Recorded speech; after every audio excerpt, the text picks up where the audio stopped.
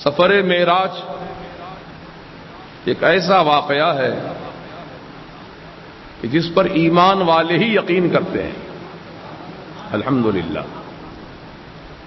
جن کے سینوں میں ایمان کا خزانہ ہے وہی آقا کی معراج پر یقین رکھتے ہیں. اس لیے ہم سنیوں کو الحمدللہ رسول کا آنا بھی پسند ہے، رسول کا جانا بھی پسند ہے. جب حضور تشریف لائے تو ہم میلاد مناتے ہیں، اور حضور تشریف لے گئے تو معراج مناتے ہیں. تو میلاد النبی، معراج النبی یہ ہمارا ہی حصے میں ہے الحمدللہ. اور جس کے سینوں میں ایمان کی دولت نہیں ہے، نہ وہ میلاد مناتے ہیں نہ معراج مناتے ہیں. دونوں پر بھی اعتراض ہے ان کا. اللہ تعالیٰ کا کرم ہے کہ اس نے اپنے حبیب کی محبت سے ہمیں نوازا.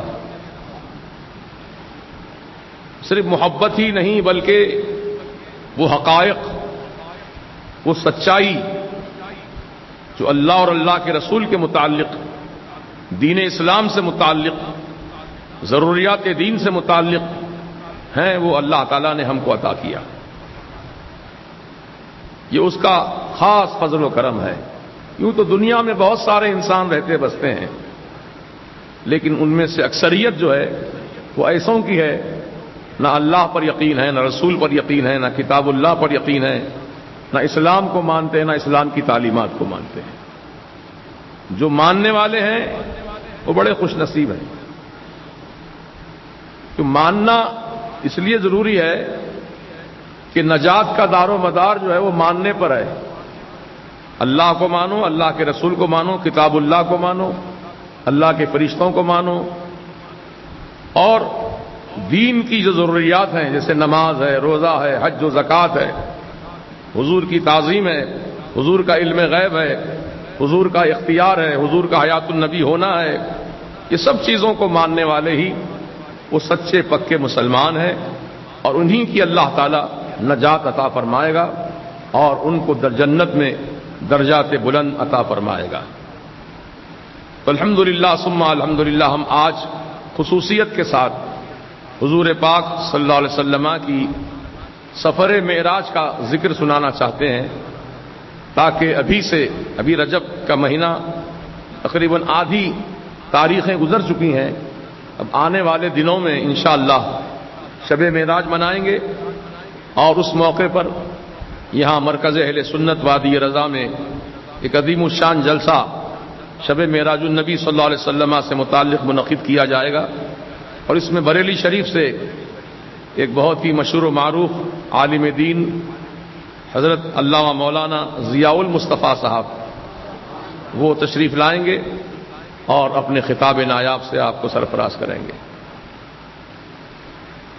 تو آج جو قرآن پاک کی تلاوت کا شرف حاصل کیا ہے، اس میں اللہ تعالی نے ذکر فرمایا سبحان الذی اسری بعبدہ. اللہ کی ذات پاک ہے، ہر نقص، ہر کمزوری، عجز و انکساری سے اللہ کی ذات پاک ہے. اللہ تعالی طاقتور ہے، مکمل قدرت رکھتا ہے، نہ اس کی ذات میں کوئی کمی ہے نہ صفات میں کوئی کمی ہے. اللہ تعالی جب اتنی بڑی کائنات کو پیدا کیا، زمینوں کو، آسمانوں کو، پہاڑوں کو، دریاؤں کو، سمندر کو، ان سب چیزوں کا خالق اللہ پاک ہے، ہم سب مانتے ہیں. تو وہ اللہ جس نے ہر چیز کو پیدا کیا ہے، اس دنیا کو آباد کیا، پھر اس دنیا میں رہنے والے انسانوں کی ہدایت کے لیے، ان کی رہبری کے لیے 1,24,000 یا 1,82,000 کم و بیش، اللہ عالم بالصواب ورسولہ عالم، نبیوں کو بھیجا، رسولوں کو بھیجا، جو اس دنیا میں رہنے والے انسانوں کی ہدایت، رہبری، رہنمائی کا فریضہ انجام دیتے رہے. تو جو رب ان سب باتوں پر قادر ہے وہ اس بات پر بھی قادر ہے کہ اپنے محبوب نبی کو، اللہ تعالیٰ تو یوں سب نبیوں سے محبت فرماتا ہے، سب رسولوں کی تعریف فرماتا ہے۔ قرآن کریم میں اللہ تعالیٰ نے مختلف نبیوں کے بارے میں فرمایا کہ موسیٰ کلیم اللہ ہیں، ابراہیم خلیل اللہ ہیں، نوح نجی اللہ ہیں، اسماعیل ذبیح اللہ ہیں۔ کسی نبی کو فرمایا وہ صدیق ہے، کسی کو فرمایا وہ خلیل ہیں۔ یہ سب تعریفیں قرآن پاک میں اللہ تعالیٰ نے ذکر فرمایا ہے۔ اور سب سے زیادہ تعریف، سب سے زیادہ محبت اللہ تعالیٰ نے کسی سے کیا ہے تو ہمارے آپ کے آقا علیہ السلام سے فرمایا ہے۔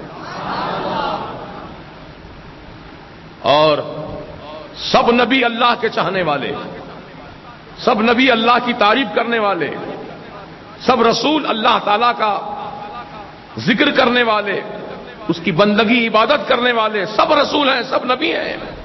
لیکن ہمارے آقا نے اللہ تعالیٰ کی سب سے زیادہ تعریف کی ہے، سب سے زیادہ عبادت کی ہے۔ حضور کے نام سے پتہ چلتا ہے۔ حضور فرماتے ہیں انا احمد فی السماء، میں آسمانوں میں احمد ہوں، وانا محمد فی الارض، زمین میں محمد ہوں، وتحت الارض محمود، اور زمین کے نیچے یعنی حشر کے میدان میں محمود ہوں۔ تین نام خصوصیت سے حضور نے ذکر فرمائے، آسمانوں میں احمد، زمین میں محمد، اور حشر کے میدان میں محمود۔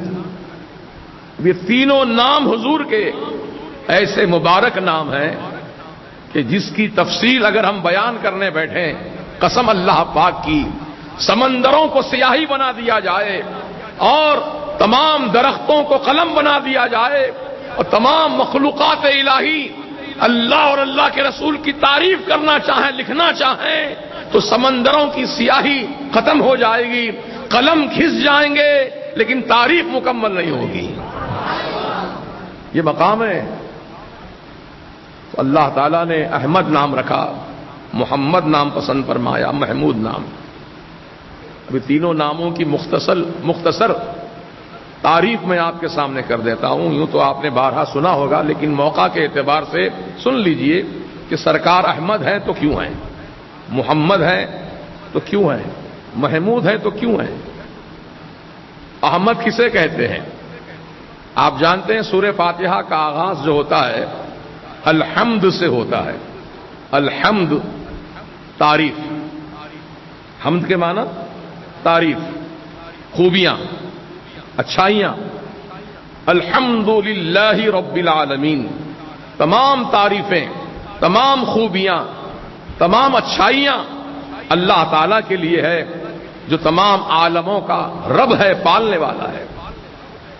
تو حمد سے جس کے معنی تعریف کے آتے ہیں اسی لفظ سے بنا احمد۔ حمد کے معنی تعریف اور احمد کے معنی سب سے زیادہ اللہ تعالی کی تعریف کرنے والے کو احمد کہا جاتا ہے۔ تو حضور فرماتے ہیں کہ میں آسمانوں میں جب تک رہا احمد اللہ کی تعریف کرتا رہا۔ کیسی تعریف، کیسی حمد و ثنا کہ سبحان اللہ و بحمدہ سبحان اللہ العظیم۔ اور حضور پاک کی وہ حدیث جس میں سیدنا جبریل امین سے حضور نے ایک مرتبہ پوچھا تھا، دریافت کیا تھا کہ جبریل تمہاری عمر کتنی ہے، کتنے برس کے ہو تم، کتنے سال کے ہو، بتاؤ تو صحیح۔ تو جبریل امین نے کہا یا رسول اللہ میں آپ کے سامنے اپنی عمر کیسے ذکر کروں، ادب۔ حالانکہ حضور پوچھ رہے ہیں، بتا رہے ہیں کہ بتاؤ تمہاری عمر کتنی ہے۔ سیدنا جبریل امین حضور کی بارگاہ کا اتنا ادب ملحوظ رکھتے ہیں کہ سبحان اللہ کہ بغیر اجازت حضور کی بارگاہ میں آتے نہیں۔ نبی تو نبی ہیں، نبی کے گھر والوں کے، خاندان والوں کے گھر میں بغیر اجازت جبریل نہیں آتے۔ اتنا ادب ہے، حالانکہ وہ فرشتہ ہے نا، ہمارے گھر میں، آپ کے گھر میں بنا اجازت کے کوئی فرشتہ آ سکتا ہے؟ پوچھنے کی ضرورت نہیں ہے آؤں کیا؟ وہ فرشتے اللہ کی نوری مخلوق ہیں، وہ معصوم ہیں۔ تو نبی پاک علیہ السلام کا ادب اتنا تھا جبریل امین کے سینے میں کہ حضور پاک کے سامنے اپنی عمر بیان کرنے کے لیے شرما رہے ہیں۔ بتاؤ جبریل کتنی عمر کے ہو تم؟ تو جبریل امین نے بڑے ادب و احترام کے ساتھ حضور کی بارگاہ میں یوں عرض کیا، یا رسول اللہ علیہ السلام، چوتھے حجاب میں، انہیں آسمانوں میں پردے ہیں، حجاب کہتے ہیں اس کو، چوتھے حجاب میں عرش عظیم کے قریب میں ایک ستارہ چمکتا تھا، اور 70,000 سال میں ایک مرتبہ چمکتا تھا، پھر غائب ہو جاتا تھا۔ چمکا پھر غائب ہو گیا، پھر 70,000 سال کے بعد نظر آتا تھا، پھر چمکا پھر غائب ہو گیا ستارہ، پھر 70,000 سال کے بعد نظر آتا تھا۔ تو اس ستارے کو میں نے 72,000 مرتبہ دیکھا ہے۔ اللہ اکبر، سو لگائیے حساب، کیلکولیٹر کی گنتی ختم ہو جائے گی، ہے نا، جتنے ہندسے ہیں سب ختم ہو جائیں گے، لیکن جبریل امین کی عمر ہم گن نہیں سکیں گے۔ اور پھر یہ بات بھی بتا دوں آپ کو کہ آسمانوں میں نوری سال چلتے ہیں، نوری سال۔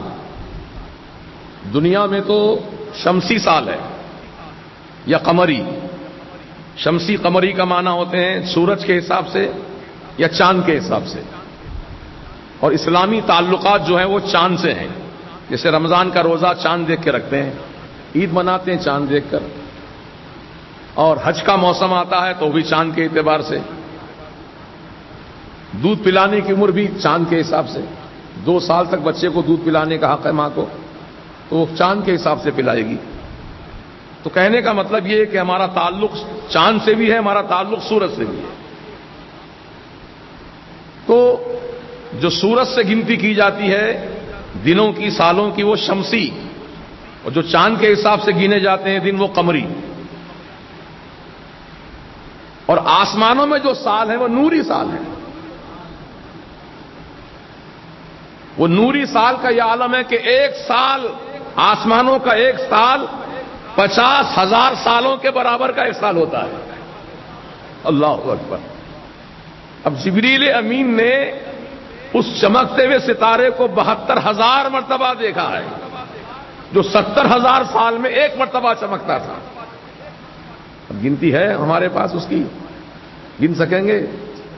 اتنی لمبی عمر پائی جبریل امین نے۔ تو حضور پاک نے جب یہ سن لیا ان سے تو فرمایا، یا جبریل واللہ انا ذالک الکوکب، اے جبریل اللہ کی قسم وہ ستارہ میں ہی ہوں۔ یہ نہیں فرمایا کانا ذالک الکوکب۔ الفاظ پہ غور کیجیے، میرے سرکار کے ہر فرمان میں بڑی حکمتیں ہوتی ہیں۔ کانا ذالک الکوکب نہیں کہا حضور نے، فرمایا واللہ انا ذالک الکوکب، وہ ستارہ میں ہی ہوں۔ اگر کانا کے ساتھ فرماتے حضور کہ وہ ستارہ میں ہی تھا تو کانا ذالک الکوکب فرماتے، تھا والی بات نہیں ہے، ہوں، ابھی بھی ہوں، ابھی دنیا میں آ گیا ہوں لیکن ابھی بھی میں ستارہ ہی ہوں، نور ہوں۔ انا ذالک الکوکب۔ تو جبریل امین نے فرمایا، یا رسول اللہ علیہ السلام، 70,000 سال میں آپ ایک مرتبہ چمکتے تھے آقا، پھر میری نگاہوں سے پوشیدہ غائب ہو جاتے تھے۔ تو سرکار آپ رہتے کہاں تھے اس وقت؟ دیکھیے کتنی جستجو ہے جبریل امین کو، کہاں رہتے تھے آقا؟ تو میرے سرکار نے فرمایا، اے جبریل، میں اللہ تعالیٰ کی بارگاہ میں نماز ادا کرتا تھا، جب میں حالت سجدہ میں ہوتا تھا تب تمہیں نہیں دیکھتے تھے، جب سجدے سے سر اٹھاتا تھا جب دیکھتے تھے۔ حضور پاک علیہ السلام نے رب کی بارگاہ میں جو سجدہ فرمایا ہے وہ ایک ایک سجدہ 70,000 سال کا، اور ایک سال 50,000 سال کے برابر کا۔ اب سوچو اللہ تعالیٰ کی کیسی عبادت کی حضور نے، کیسی طویل سے طویل نماز ادا کی ہے، کوئی ایسی عبادت کرنے والا؟ میرے آقا علیہ السلام نے اللہ تعالیٰ کی ایسی عبادت کی، ایسی بندگی کی، ایسی تعریف کی، اس لیے سرکار فرماتے ہیں انا احمد فی السماء، میں آسمانوں میں احمد ہوں، میں سب سے زیادہ، سب سے بڑھ کر اللہ کی میں نے حمد و ثنا بیان کی ہے۔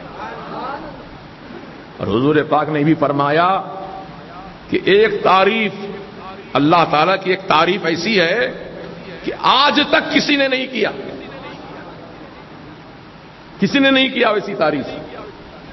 جب حشر کا میدان برپا ہوگا، سب لوگ نفسی نفسی کے سزائیں لگا رہے ہوں گے، سب کو اپنی اپنی جان کی پڑی ہوگی، سب پریشان حال گھوم رہے ہوں گے، پسینے میں ڈوب رہے ہوں گے، ایسے عالم میں، ایسے نازک وقت میں میں اللہ تعالیٰ کی بارگاہ میں سجدہ کروں گا اور سجدے میں سر رکھ کر اللہ کی وہ تعریف بیان کروں گا جو تعریف آج تک کسی نے نہیں کی ہے۔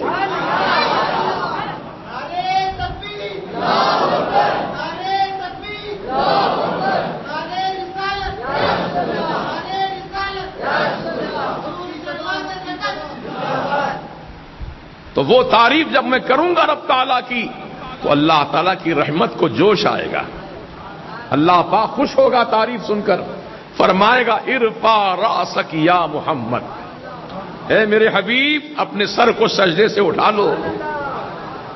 ہاں، کسی بندے سے ایسا نہیں کہا اللہ نے اب سجدہ مت کر اٹھ جا، ایسا نہیں کہا کسی سے، لیکن اللہ پاک اپنے حبیب کی تعریف سن کر اتنا خوش ہوگا، اتنا خوش ہوگا کہ اس کی ہم حد نہیں بتا سکتے، اتنا خوش ہوگا کہ رب العالمین فرمائے گا ارفع رأسک یا محمد، اے حبیب اپنے سر کو سجدے سے اٹھا لو، سل تعطا، تم سوال کرو تمہیں عطا کیا جائے گا، تم مانگو تم کو دیا جائے گا، واشفع تشفع، تم شفاعت کرو تمہاری شفاعت قبول کی جائے گی۔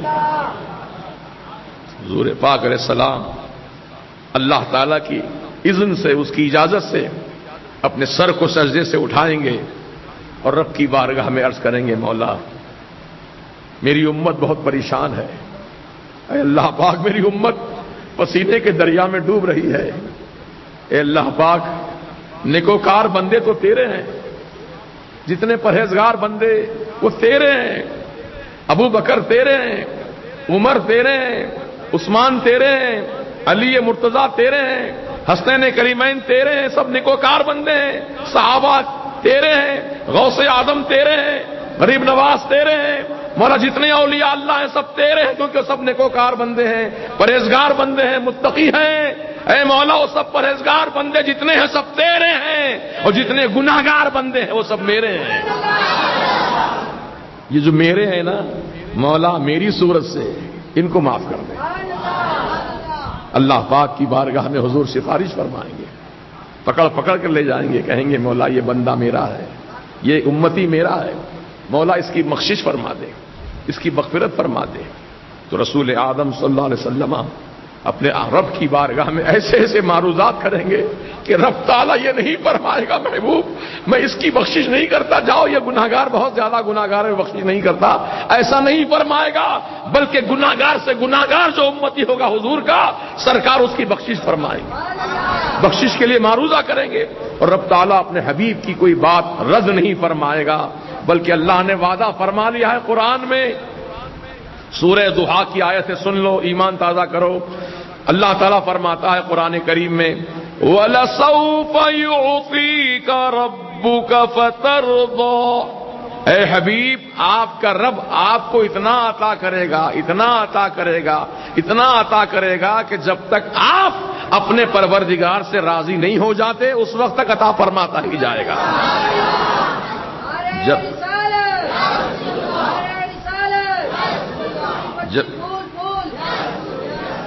جب یہ آیت کریمہ کا نزول ہوا، میرے آقا پر یہ آیت اتاری گئی تو میرے سرکار خوشی سے جھوم اٹھے اور فرمانے لگے اللہ پاک کی قسم جس کے قبضے قدرت میں محمد کی جان ہے اس وقت تک میں اپنے رب سے راضی نہیں ہوں گا جب تک کہ میرا ایک امتی جہنم کی آگ سے آزادی پا کر جنت کی بہاروں میں نہ پہنچ جائے۔ دیکھ رہے ہیں آپ سرکار کو کتنی محبت ہے ہم گناہگاروں سے، کتنا پیار ہے ہم گناہگاروں سے۔ اے امت محمدیہ تم بھی اپنے محبوب رسول سے پیار کرو، اپنے محبوب نبی سے محبت کرو، کیونکہ میرے سرکار فرماتے ہیں جو امتی مجھے جتنا چاہے گا، جتنی محبت مجھ سے کرے گا میں بھی اس سے اتنی محبت کروں گا۔ درود و سلام پڑھو نبی کی بارگاہ میں، کیونکہ آقا فرماتے ہیں حشر کے میدان میں میرے قریب وہ آدمی ہوگا جو مجھ پر زیادہ درود و سلام پڑھتا تھا۔ تو اے ایمان والو، آج ضرورت ہے اس بات کی، یہ معراج النبی کا مہینہ ہے، سرکار کا مبارک سفر اس مہینے میں ہوا ہے، لہذا اس نسبت سے اپنے آقا علیہ السلام کو روز یاد کرو، اپنے آقا کو اٹھتے بیٹھتے یاد کرو۔ ہم سنیوں تو الحمدللہ یہ اللہ تعالیٰ کا کرم ہے، ہم سنیوں پر بیٹھتے ہیں تو یا رسول اللہ، اٹھتے ہیں تو یا رسول اللہ، کوئی کام کرتے ہیں تو یا رسول اللہ، ہر قدم پر اپنے آقا کو یاد کرتے ہیں، ان سے محبت کا ذکر کرتے ہیں کہ یقین جانیے یہ محبت آپ کی رائے گاہ نہیں جائے گی، فضول بیکار نہیں ہوگی، بلکہ اس محبت کا صلہ یہ ملے گا کہ رسول پاک بھی آپ کو اتنا ہی چاہیں گے جتنا آپ رسول کو چاہتے ہیں۔ تو حضور پاک علیہ الصلوۃ والسلام کا ذکر خیر الحمدللہ یہاں ہر مجلس میں ہوتا ہے، بولیے ہر محفل میں رسول پاک علیہ السلام کا ذکر خیر ہوتا ہے، سرکار کے فضائل بیان کیے جاتے ہیں، سرکار کی عظمت بیان کی جاتی ہے، یہ سنیوں کا ہی حصہ ہے۔ ہاں، اور یہ مت سمجھنا ارے یہ سنی لوگ ہمیشہ رسول رسول ہی کہتے ہیں، اللہ اللہ تو کہتے نہیں، معاذ اللہ، اللہ کی تعریف تو کرتے نہیں، رسول کی تعریف کرتے ہیں، نادان۔ ارے خدا کی تعریف کو رسول کی تعریف سے جدا مت سمجھ، رسول کی تعریف کو خدا کی تعریف سے جدا مت سمجھ، رسول کی تعریف در حقیقت اللہ ہی کی تعریف ہے۔ ارے تکبیر، ارے رسالت، اور شہباز قطر، مسلک اعلی حضرت اور مفتی اعظم۔ رسول کی تعریف در حقیقت اللہ ہی کی تعریف ہے، کیونکہ رب تعالیٰ نے فرمایا قرآن کریم میں من یطیع الرسول فقد اطاع اللہ، جس نے رسول کی فرما برداری کی اس نے حقیقت میں اللہ ہی کی فرما برداری کی۔ الگ نہیں ہے معاملہ، دیکھنے میں جدا ہے، یہ رسول ہے وہ اللہ ہے، لیکن معاملہ ایسا تعلق ہے کہ رسول کی تعریف در حقیقت اللہ تعالیٰ کی تعریف ہے، رسول کی فرما برداری در حقیقت اللہ تعالیٰ کی فرما برداری ہے، رسول کی محبت در حقیقت اللہ ہی سے محبت ہے۔ یہ نادان لوگ ہیں جو جانتے ہیں، اس لیے اعلیٰ حضرت فرماتے ہیں ارے ذکر خدا ان سے جدا چاہو نجدیو، ذکر خدا ان سے جدا چاہو نجدیو، واللہ ذکر حق نہیں کنجی سقر کی ہے۔ سقر کہتے جہنم کو جو الرسول کا ذکر نہیں کرتے ہیں، اللہ ہی کا ذکر کرتے ہیں، در حقیقت اللہ کا ذکر کر کے رسول کو تکلیف پہنچاتے ہیں، رسول کا ذکر نہیں کرتے ہیں، کہتے ہیں رسول کا ذکر کریں گے تو مشرک ہو جائیں گے معاذ اللہ۔ تو ایسے لوگوں کے بارے میں اعلیٰ حضرت فرما رہے ہیں یہ ذکر ان کا ایسا کام نہیں آئے گا، بلکہ کنجی جہنم کی کنجی حاصل کر رہے ہیں۔ ایمان والے جہاں اللہ تعالیٰ کا ذکر کرتے ہیں وہ رسول کا ذکر کرتے ہیں۔ اب دیکھیے کتنی مرتبہ اللہ تعالیٰ کا ذکر ہوا کہ نہیں ہوا؟ آج کی گفتگو میں اللہ کا بھی ذکر ہوا، اللہ کے رسول کا بھی ذکر ہوا، ہم سب کا ذکر کرتے ہیں الحمدللہ، صحابہ کا بھی ذکر کرتے ہیں، اہل بیت اطہار کا بھی ذکر کرتے ہیں، غوث اعظم کا بھی ذکر کرتے ہیں، غریب نواز کا بھی ذکر کرتے ہیں، اعلیٰ حضرت کا ذکر کرتے ہیں، حضور مفتی اعظم کا ذکر کرتے ہیں، حضور تاج الشریعہ کا ذکر کرتے ہیں۔ کیوں کرتے ہیں؟ کہ سب اللہ کے نیک بندے ہیں، یہ اللہ کے مقرب بندے ہیں، اس لیے ان کی تعریف کرتے ہیں۔ اللہ پاک ہم سب کو توفیق رفیق عطا فرمائے۔ تو حضور پاک علیہ السلام کا ذکر خیر میں سنانا چاہتا تھا۔ لفظ سبحان سب سے پہلے قرآن کریم میں جو سفر معراج کا ذکر ہوا ہے وہ لفظ سبحان سے آغاز ہوا ہے۔ سبحان الذی، پاک ہے وہ اللہ کی ذات، اسرا، جو راتوں رات لے گیا، بعبدہ، اپنے بندہ خاص کو، کہاں لے گیا؟ من المسجد الحرام الی المسجد الاقصی، مسجد حرام سے مسجد اقصی تک۔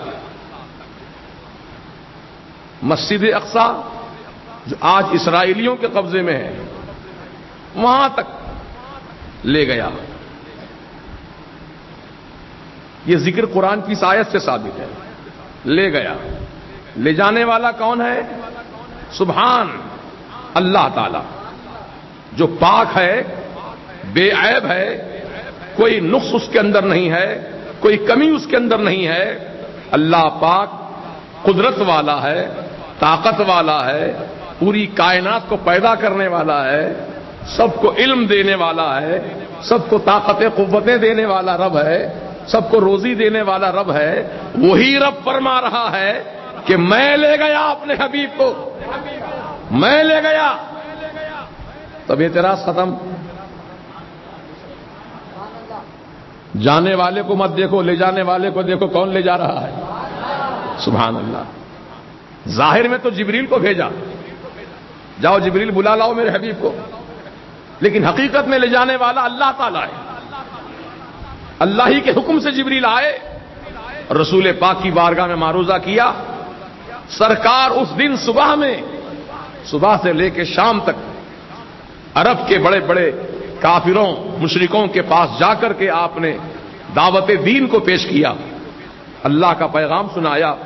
تو ان لوگوں نے حضور کو بہت تکلیف پہنچائی، بہت دکھ دیا. سرکار کا دل مغموم ہو گیا کہ میں اتنی محبت سے ان کو سمجھاتا ہوں لیکن یہ میری بات نہیں سنتے ہیں، اللہ پر ایمان نہیں لاتے ہیں، اللہ تعالیٰ کی کتاب پر یقین نہیں کرتے ہیں.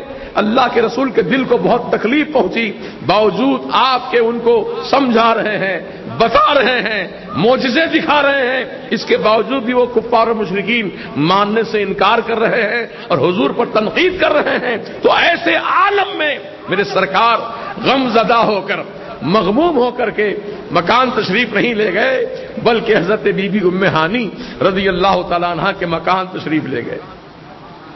حرم شریف کے بالکل قریب مکان تھا آپ کا، اور حضور کا مکان بھی حرم کے قریب میں ہی تھا، آج بھی موجود ہے وہ مکان.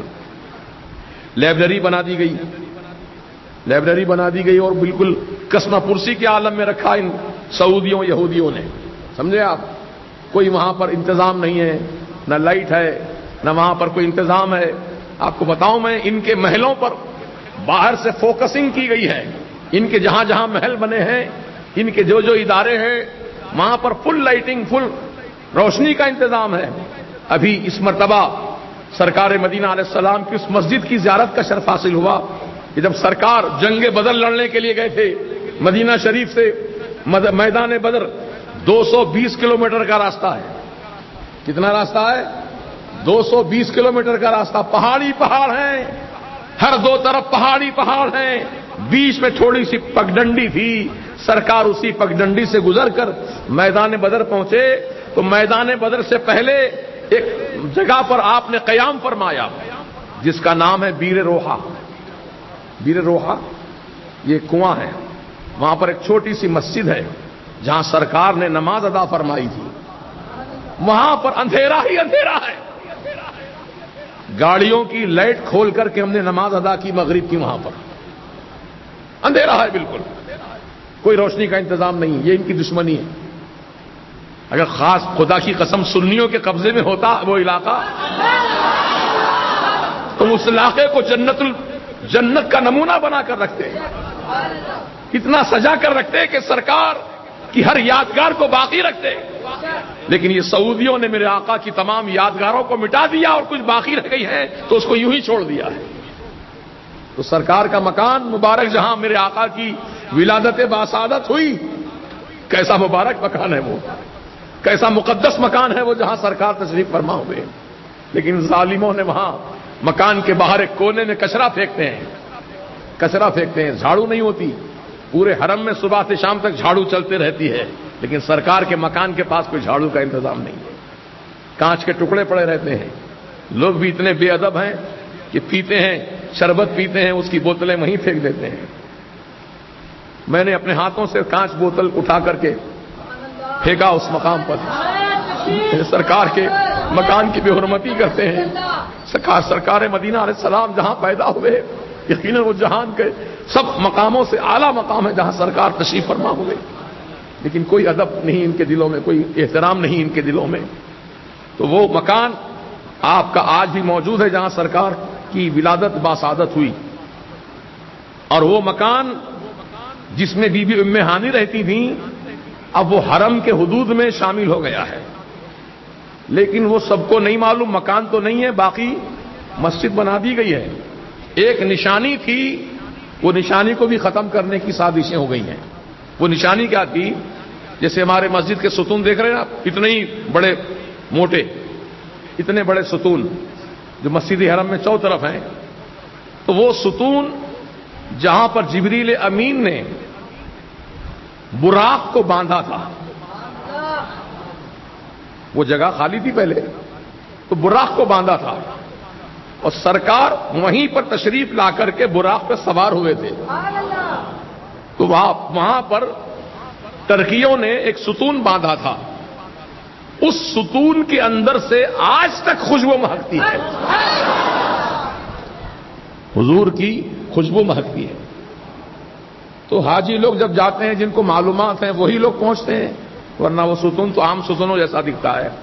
وہ ستون کے پاس جاتے ہیں، اس کو انگلی سے گھستے ہیں، ایسے گھستے ہیں، پھر انگلی سونگھتے ہیں تو خوشبو مہکتی ہے.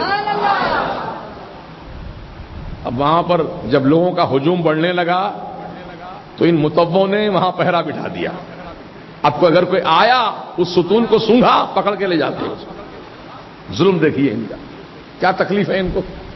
کوئی مسلمان اگر خوشبو سونگھ رہا ہے آقا کی تو تکلیف کی کیا بات ہے، اس میں ناراض ہونے کی کیا بات ہے. خوش ہونا چاہیے کہ سرکار مدینہ کی خوشبو 14 سال سے آج تک مہک رہی ہے، انشاءاللہ قیامت تک مہکتی رہے گی. ان کی مہک نے دل کے غنچے کھلا دیے ہیں، جس راہ چل گئے ہیں وہ کوچے بسا دیے. حضور کی شان آج بھی ظاہر ہے، لیکن ظالموں نے مٹانے کی کوشش کی ہے. تو محترم دوستو، عرض یہ کرنا چاہتا تھا کہ سرکار مدینہ علیہ السلام اس دن اپنے گھر نہیں گئے، بی بی ام ہانی کے مکان تشریف لے گئے. بی بی ام ہانی ضعیف تھیں، بوڑھی عورت ہے، لیکن عاشق رسول ہے. اپنے آرام کا خیال نہیں کیا، ورنہ بڑھاپے میں تو آدمی خود آرام کرنے کی سوچتا ہے، آرام کی زندگی گزارنا چاہتا ہے. جب رسول پاک تشریف لے آئے ان کے مکان میں تو بی بی ام ہانی کے عشق رسول کا یہ عالم ہے کہ ننگی تلوار ہاتھ میں لے کر اپنے گھر کے چاروں طرف باہر سے گھوم رہی ہیں. کہیں کوئی دشمن رسول میرے آقا پر حملہ نہ کر دے، حفاظت کا کام کر رہی ہیں، پہرے داری دے رہی ہیں، چوکیداری کا کام کر رہی ہیں. یہ عشق رسول نہیں ہے تو اور کیا ہے، یہ محبت نبی نہیں ہے تو اور کیا ہے. مسلمانوں، کیسے تھے صحابہ اور صحابیات، حضور کی محبت میں سب کچھ لٹا دیا انہوں نے. آج ہم لوگ صرف نام بھی لیتے ہیں تو کسی کو گوارا نہیں ہوتا ہے. ہم کیا لٹا رہے ہیں آقا کی محبت میں، صرف ذکر پاک ہی تو کر رہے ہیں زبان سے، لیکن یہی پسند نہیں آتا لوگوں کو. یہی ہے ان کی دشمنی رسول سے. لیکن الحمدللہ میرے اعلی حضرت نے کیا خوب جواب ارشاد فرمایا ایسے ناپیکاروں کو. فرمایا خاک ہو جائیں عدو جل کے مگر ہم تو رضا.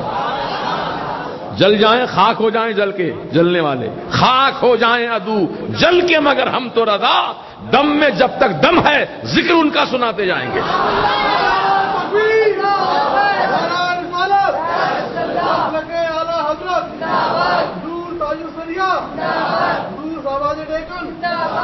ہم نہیں رکیں گے ذکر سے، آخری سانس تک نبی کا ذکر کرتے رہیں گے انشاءاللہ.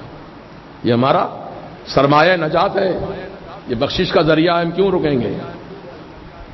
تم ناپکار ہو، مقصود میں نہیں تمہارے ذکر رسول، محروم النصیب ہو. الحمدللہ ہماری قسمت میں اللہ نے اپنے حبیب کا ذکر رکھا ہے. جتنا بھی ذکر کریں کم ہے. تو بات چل رہی تھی سرکار کے نام کی، انا احمد فی السماء، میں آسمانوں میں احمد ہوں. سب سے زیادہ تعریف اللہ کی میں نے کی ہے. اور زمین میں محمد ہوں. محمد صلی اللہ علیہ وسلم بولو، سرکار پر درود پڑھو صلی اللہ تعالی علیہ وسلم. میں زمین میں محمد ہوں صلی اللہ تعالی علیہ وسلم. اب محمد کے کیا تعریف ہے، محمد کے کیا معنی ہے؟ صلی اللہ تبارک و تعالی علیہ وسلم فرماتے ہیں الذی یحمد حمدا بعد حمد. محمد صلی اللہ علیہ وسلم اس ذات پاک کو کہا جاتا ہے جس کی تعریف کا سلسلہ کبھی ختم نہ ہو، جس کی تعریف پر تعریف کی جائے، تعریف پر تعریف کی جائے، اس ذات پاک کو محمد صلی اللہ تعالی علیہ وسلم کہا جاتا ہے. تو حضور پاک علیہ السلام کی تعریف ہو رہی ہے ساری کائنات میں. کیسے نہیں ہوگی تعریف؟ اللہ پاک نے آپ کی تعریف کا ذکر بلند کیا ہے. قرآن کریم میں اللہ نے فرمایا وَرَفَعْنَا لَكَ ذِكْرَكَ، اے حبیب ہم نے تمہارے لیے تمہارے ذکر کو بلند کیا ہے. ورفعنا لک ذکرک محبوب، تمہاری خاطر، تمہارے لیے ہم نے تمہارا ذکر بلند کیا ہے. سبحان اللہ. تو ذکر مصطفیٰ ہمیشہ ہے، ہمیشہ ہوتا رہے گا. اور ایک بات بتا دوں آپ کو حقیقت، ایک وقت ایسا آئے گا اللہ تعالیٰ کا ذکر کرنے والا کوئی نہیں ہوگا. ساری دنیا فنا ہو جائے گی قیامت کے دن. کل من علیہا فان، سب فنا ہو جائیں گے، اللہ باقی رہے گا، اللہ تعالیٰ باقی رہے گا. اللہ کے سوا جتنی مخلوقات ہیں، اللہ تو خالق اکبر ہے، مخلوقات جتنی ہیں سب فنا ہو جائیں گی. جب سب فنا ہو جائیں گے تو اللہ کا نام لینے والا کون رہے گا؟ اللہ تعالیٰ کا ذکر کرنے والا کون باقی رہے گا؟ کوئی نہیں. فرشتے بھی ختم ہو جائیں گے، سمجھ رہے ہیں آپ؟ حوران بہیج بھی ختم ہو جائیں گی، کوئی نہیں رہیں گے سوائے اللہ کے. تو اللہ تعالیٰ کی مخلوق جب سب ختم ہو جائے گی تو اللہ کا نام لینے والا کون ہوگا؟ کوئی نہیں ہوگا. لیکن رسول کا ذکر باقی رہے گا. کیوں؟ اس لیے کہ اللہ باقی، اللہ تعالیٰ باقی، وہ باقی رہنے والا ہے اللہ پاک. تو اللہ پاک اپنے حبیب پر ہمیشہ درود و سلام پڑھنے والا ہے. نبی کا ذکر کبھی ختم نہیں ہوگا. اس لیے اعلی حضرت نے کیا خوب جواب ارشاد فرمایا، فرماتے ہیں کہ مٹ گئے مٹتے ہیں، مٹ جائیں گے آدھا تیرے. مٹ گئے مٹتے ہیں، مٹ جائیں گے آدھا، آدھا کے معنی دشمن. مٹ گئے مٹتے ہیں، مٹ جائیں گے آدھا تیرے. نہ مٹا ہے نہ مٹے گا کبھی چرچا تیرا. نہ مٹا ہے نہ مٹے گا، کبھی نہیں مٹے گا ذکر حبیب، ہمیشہ جاری رہے گا، کیونکہ اللہ پاک ہمیشہ ذکر فرمانے والا ہے. یہ رسول کی شان ہے. سبحان اللہ و بحمدہ، سبحان اللہ العظیم. اللہ پاک نے ہم کو ایسے پیارے حبیب کی امت میں پیدا فرمایا ہے کہ جن کا ذکر کبھی ختم ہونے والا نہیں ہے نا. اور حضور کے نقش قدم پر غوث پاک ہیں رضی اللہ تبارک و تعالیٰ، حضور کے نقش قدم پر ہیں. تو جیسے حضور کا ذکر قیامت اور قیامت کے بعد بھی جاری رہے گا، تو غوث پاک سرکار کے نقش قدم پر ہیں. تو آپ خود فرماتے ہیں کہ سب اولیاء کے مرغ بانگ دیے وہ خاموش ہو گئے. انہیں سب اولیاء کا ذکر ہوتا رہا، پھر ایک وقت ایسا آیا کہ ذکر ان کا بھی موقوف ہو گیا. لیکن میرا مرغ جو ہے وہ قیامت تک بانگ دیتا رہے گا. سبحان اللہ. حضور غوث پاک کا بھی چرچا کبھی ختم نہیں ہوگا. دنیا جب تک باقی آپ کا ذکر باقی رہے گا، اور سرکار کا ذکر دنیا ختم ہونے کے بعد بھی باقی رہے گا. فرق اتنا ہے. غوث پاک کا ذکر دنیا جب تک ہے چلتا رہے گا، اور حضور پاک علیہ السلام کا ذکر دنیا ختم ہونے کے بعد بھی رسول کا ذکر ہوتا رہے گا. یہ سرکار کی شان ہے. تو آقا فرماتے ہیں نا محمد فی الارض، میں زمین میں محمد ہوں صلی اللہ تعالی علیہ وسلم. وانا محمود تحت الارض، میں زمین کے نیچے یعنی حشر کے میدان میں محمود ہوں. قرآن پاک میں اللہ تعالیٰ نے فرمایا عسیٰ ان یبعثک ربک مقاما محمودا، اے حبیب ان قریب آپ کا رب آپ کو مقام محمود پر فائز فرمائے گا. تو صحابہ نے پوچھا یا رسول اللہ مقام محمود کیا چیز ہے؟ حضور نے فرمایا یہ شفاعت، یہ شفاعت کا مقام ہے. صحابہ نے حضور سے پوچھا تھا یا رسول اللہ قیامت میں ہم کہاں تلاش کریں آپ کو، کہاں ڈھونڈیں آقا؟ کیونکہ حشر کے میدان میں سب انسان ہوں گے، کوئی کہاں ہوگا پتہ کیسے چلے گا ہم کو؟ سرکار آپ کہاں ہوں گے؟ تو فرمایا 3 جگہوں پر دیکھنا. پہلے حوض کوثر پر تلاش کرنا، وہاں میں پیاسوں کو پانی پلاتا رہوں گا. اور دوسرے پل صراط پر تلاش کرنا، جب میری امت گزرے گی پل صراط سے، میں پل صراط کے دوسرے کنارے پہ کھڑا ہو کر اللہ کی بارگاہ میں دعا کرتا رہوں گا اللہم ربی سلم امتی، ربی سلم امتی، اے اللہ میری امت کو سلامتی سے گزار دے. کیونکہ وہ جو پل ہے جس کا نام ابھی آپ نے سنا پل صراط، پل صراط کے ٹھیک نیچے جہنم ہے. اور پل صراط کیا ہے؟ تلواروں کا بنا ہوا ہے. اس تلواروں کی دھار پر قدم رکھ کے چلنا ہے. تو گناہگار ہوں گے کٹ کر گریں گے سیدھا جہنم میں، اور نیکوکار ہوں گے گزر جائیں گے. اے امت محمدیہ ناز کرو اپنی قسمت پر. سیدنا جبریل امین نے معراج کے موقع پر کہا تھا یا رسول اللہ مجھے اجازت دیجئے. کس بات کی اجازت جبریل؟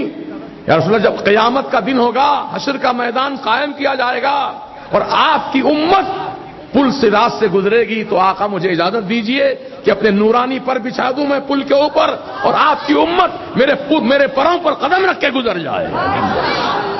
کیا مقام ہے!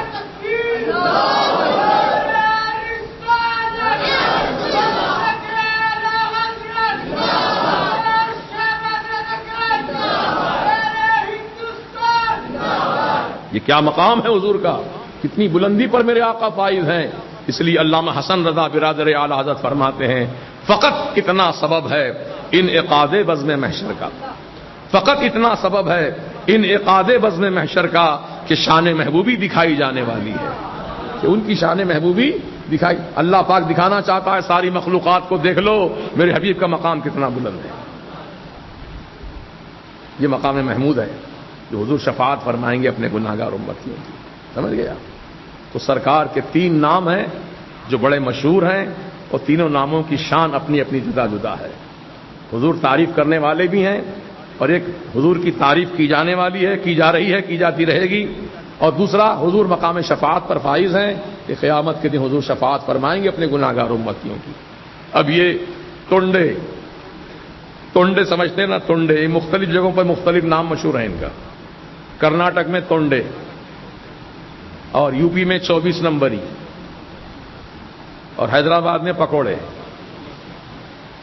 تو جتنے بھی رسول کے گستاخ ہیں ان کے مختلف جگہوں پر مختلف پہچان ہے۔ تو یہ لوگ کہتے ہیں کہ حضور شفاعت نہیں کر سکیں گے، ان کا عقیدہ ہے حضور شفاعت نہیں کریں گے، اور ہم سنیوں کا عقیدہ ہے کہ حضور ہماری شفاعت فرمائیں گے۔ تو ائمہ کرام فرماتے ہیں کہ جو عقیدہ رکھے حضور کی شفاعت پر، سرکار اس کی ضرور شفاعت کریں گے، اور جو دنیا میں ہی ایسا عقیدہ بنا لے کہ حضور شفاعت نہیں کریں گے ہماری، تو بے شک ان کی شفاعت نہیں کی جائے گی، ان کی شفاعت نہیں کی جائے گی۔ وہ لاکھ پٹک لے سر اپنا، لیکن دنیا میں ان کا عقیدہ اچھا نہیں تھا، اس لیے شفاعت سے محروم رہیں گے، اور دنیا میں جو حضور کے تعلق سے عقیدہ اچھا رکھتے ہیں ان کی شفاعت میرے آقا فرمائیں گے۔ سبحان اللہ و بحمدہ سبحان اللہ العظیم۔ انشاءاللہ یہ حضور کی شان و شوکت جو اس فقیر نے آج ذکر کیا، اللہ پاک اس ذکر کی برکت سے ہم سب کی زندگیوں کو نور سے منور فرما دے، اور رسول پاک علیہ السلام کی محبت میں ہر پل اضافہ فرمائے، حضور کے عشق میں ہر پل اضافہ فرمائے۔ بقول میرے اعلی حضرت کے فرماتے، مورا تن من دھن سب پھونک دیا، یہ جان بھی پیارے جلا جانا۔ اللہ تعالی ہم سب کو توفیق رفیق عطا فرمائے۔ 18 اپریل کو بروز منگل بعد نماز عشاء نزد مورل ہائی اسکول عیدی بازار میں انشاءاللہ ایک عظیم الشان جلسہ مدرسہ شہاب العلوم کی طرف سے منعقد کیا جا رہا ہے۔ اس جلسے میں مسلم معاشرے کا بگڑتا ہوا ماحول اور آخر اس کے ذمہ دار کون ہیں،